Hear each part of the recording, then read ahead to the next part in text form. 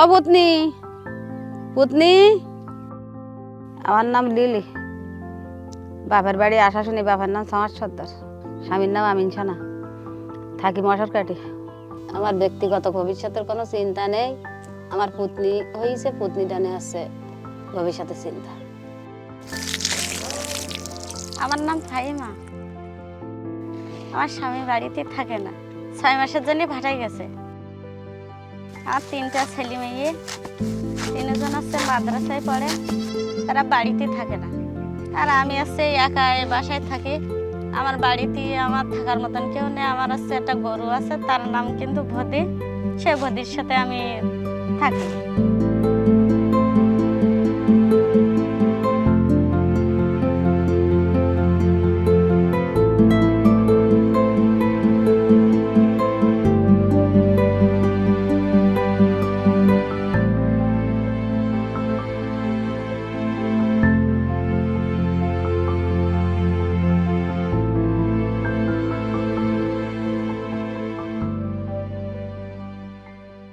আমাদের বাড়ি ছিল কিন্তু বুড়খারাটি, সেরকম কাজ কাম করার একটা পরিবেশ ছিল না ইনকাম করার জন্য। কিন্তু তখন হচ্ছে আমার বাড়িওয়ালা একটু উল্টো বুদ্ধি ছিল।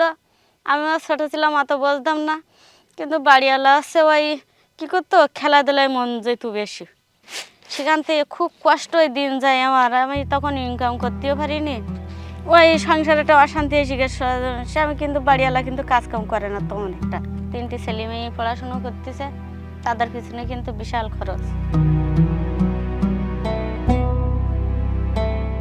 অন্য এলাকার চেয়ে আমাদের এলাকায় হচ্ছে নোনা বেশি, এই জন্য ফসল কম হয়। পুরুষ মানুষ এই ঘের বেড়ি করে, যাদের ঘের আছে তারা ওই ঘের বেড়ি সিঁচার পরে কাজ কাম করে, মাটির কাজ করে, তারপরে ছেলাব আছে, এইভাবে চলে। আর যখন কাজ না হয় তখন পুরুষ লোক এমনি বাইরে চলে যাবে, ঢাকায় যায়, খুলনায় যায়, সাতক্ষীরা যায়, যে কোনো এলাকায় যায়, যশোরে যায়, মাটির কাজ করতে যায়, ইটির ভাটায় যায়। যখন তারা বাইরে যায় তখন আমাদের দায়িত্ব সব নিতে হয়। হাট বাজার ঘাট কাজ কাম যেখানে যায় সব আমাদের করতে হয়, করে সংসার চালাইতে হয়।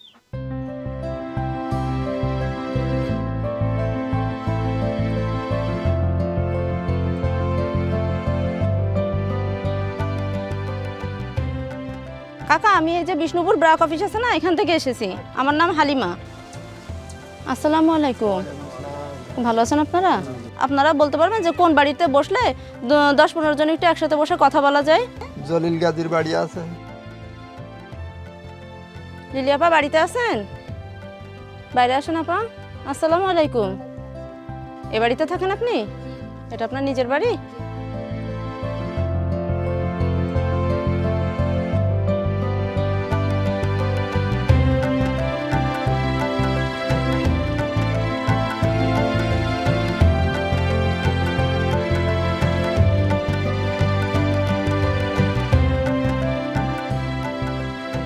ওই যে একজন আফা আসছিল, হালিমা আফা।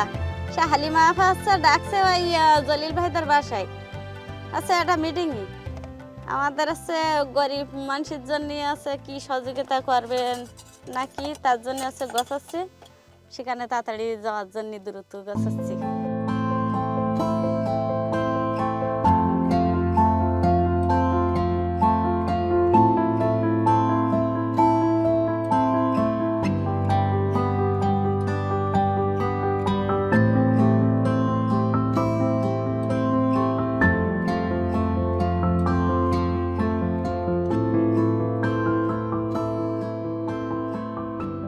আমার নাম জিজ্ঞাসা করিল ফাহিমা। আমি কি কি কাজ কাম করি? হচ্ছে আমার স্বামী তো বাইরে কাজ কাম করে বেড়ায়। ওরা আছে ভাই কাগজে এরকম ম্যাপ মতন তৈরি করেছে, একটা তৈরি করে কার কোন জায়গায় বাড়ি ঘর আছে কি না এটা আছে জিজ্ঞাসা করেছে। আর আছে ওরা লেখালেখি করেছে অনেক কিছু। এরকম ম্যাপিং এর আগে আমি এরকম কখনো দেখিনি। কিন্তু আমি সে জিনিসটা আছে ভালো যখন বুঝে ফেলালাম, তখন দেখলাম কি যে অনেক সুন্দর। এরা কিন্তু একেবারে খারাপ জন্য আছে ওরা আসেনি, কিন্তু ভালো জন্য ওরা আসি, কিন্তু আমাদের সহযোগিতা করতে চাচ্ছে। কিছুদিন আগে অফিসারের আসছিল আমার এখানে, এসে শুনছে আপনি কি করেন, সঙ্গে কে কে থাকে, জিজ্ঞাসা আমার কাছে, আমি বলেছি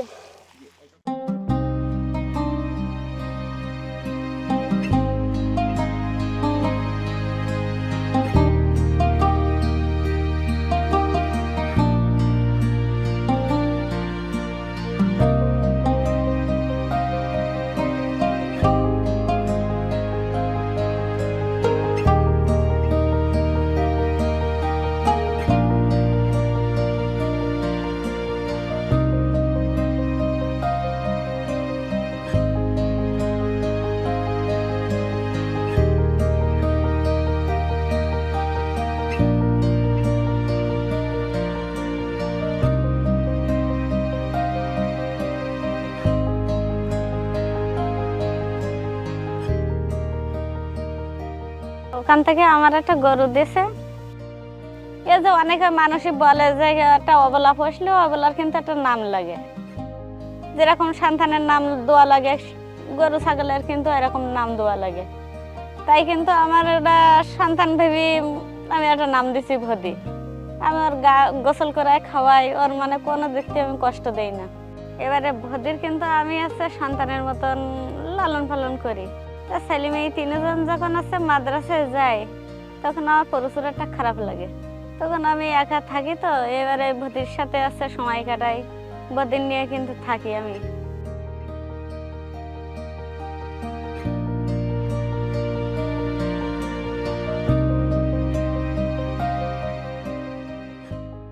ট্রেনিং থেকে শুনলাম যে আমার একটা বাথরুম দেওয়া হবে। তখন আমার বাড়িওয়ালার কাছে এসে আমি জিজ্ঞাসা করলাম, করলে আমার বাড়িওয়ালা বললো কি যে দেখো তোমার যেটা ভালো লাগে সেটা করো। তাই বলতে আচ্ছা ঠিক আছে, তাহলে আমি একটা বাথরুম নেই। বলতে তোমার যেটা ভালো লাগে সেটা তুমি করো। তাই আমি ওই বাথরুমটা নিয়েছি আর কি। বাইরে ঘরে থাকে তো আমি যা বলি সেটা বাড়িওয়ালা শোনে, আর আমি যা করি সেটাও বাড়িওয়ালা মেনে নেয়। আমার যে ছাগলগুলো দিল সেই ছাগলগুলো বাচ্চা দিয়েছে, দেওয়ার পরে বিক্রি করছি করে আমি আবার ছাগল কিনেছি। তাতে কিছু রেখে আমি পুতনির জন্য খেলনা কিনেছি, গাড়ি কিনেছি, পুতুল কিনেছি, বই কিনেছি, পুতনির জন্য সঞ্চয় জমা দিয়েছি। কখন কোন বিপদ আপদ আসে বলা যায় না।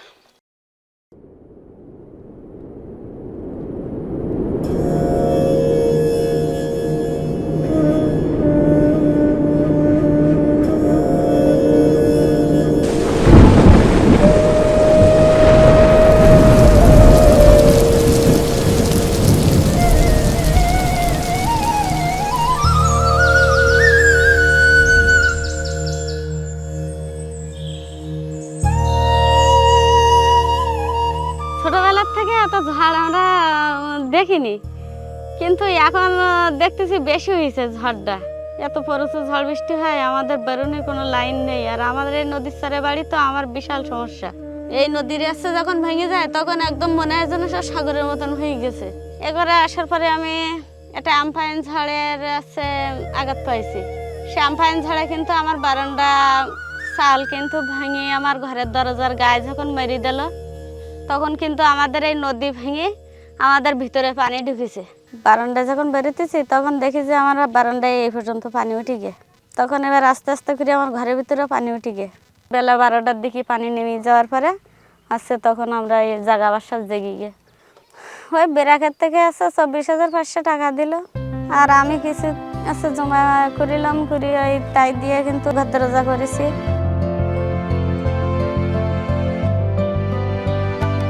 আমাদের এখানে একটা কমিটি আছে, এখন সেই কমিটিতে আমাদের বিপদ আপদ অনেক বিপদ আপদ উদ্ধার করে, মানে আমাদের সাহায্য করে অনেক ইয়েতে।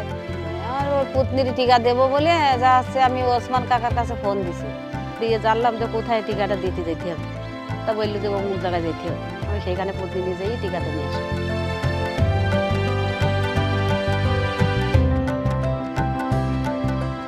আমাদের এখানে আছে নোনা এলাকা, তো একটু সবজি চাষ করার জন্য অনেক কষ্ট হয়ে যায়। তা আমাদের যে প্রিয় আপা একটা কৌশলী বলে দিল যে বস্তার ভিতরে ওই মিষ্টি মাটি দিয়ে কলের থেকে পানি এনে গাছ লাগাতে বলিল। তা সবজি গাছ লাগাই, ও বিভিন্ন রকমের এই তো অনেকগুলো গাছ লাগাইছি। আর এই যে একটা ডালিম ফল গাছ লাগাইছি, এই যে একটা ফল হয়েছে, ফলটা কিন্তু সুন্দর হয়েছে।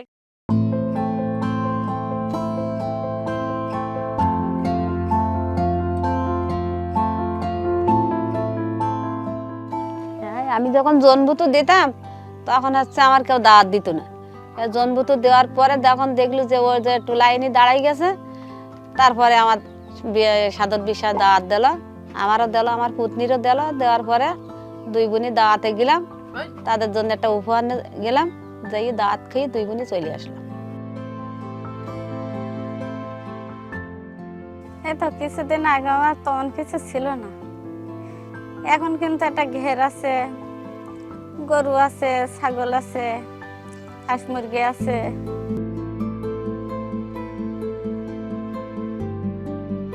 প্রথমে ছাগল দিয়ে শুরু করিলাম, এখন মনে করেন হাঁস আছে, মুরগি আছে, টাকাও আছে কিছু। একবারে খারাপ নেই, আগের চেয়ে উন্নতি হয়েছে। সবকিছু আমার পুত্রের জন্য আমি করে থইছি। আমাদের বাড়ি কিন্তু অনেক লোকজন আসে বেড়াতে, আমিও লোকজনের বাসায় যাই বেড়াতে, কিন্তু আমরা যখন এক জায়গায় হই তখন আমরা অনেক কিছু গল্প করি। আমাদের গল্প সীমা থাকে না, সেদিন আমাদের রান্না খাওয়াও চলে না মনে হয়, এরকম আমরা গল্প করি।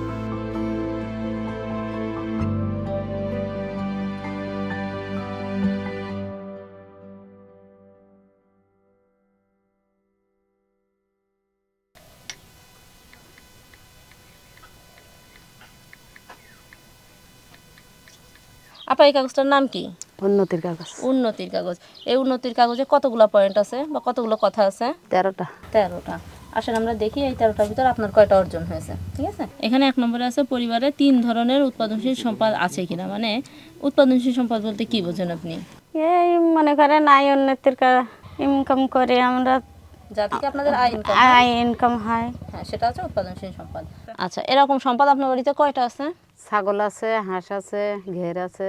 ছেলে মেয়ের পড়াশোনা, বাড়িতে কোনো কিছু কেনা বেচা করা, বিয়ে শাদী এসব ক্ষেত্রে আপনার আপনার সিদ্ধান্ত মানে আপনার মতামতটা কি বাড়িতে প্রাধান্য দেয়? কেনা বেচা করতে গেলে এই যে মাছ শাক ঘেরে ছেড়ে দেওয়া, বেচা কেনা আছে ভাইয়ের কাছে। আমিও বলি, ভাইও কিন্তু আমার সাথে বলে, কিন্তু আমার কথাও ভাই শোনে। এই দেখেন এখানে 13টা পয়েন্ট আছে, এই 13টা পয়েন্টে সবগুলো আপনার টিক পড়ে গেছে। তার মানে কি আপনি আগের থেকে এখন একটু উন্নতিতে চলে আসছেন, মানে আপনি গ্রাজুয়েশন হয়ে গেছে আপনার। ভালো লাগছে আপনার? আমার ভালোই লাগছে, হ্যাঁ খুশি।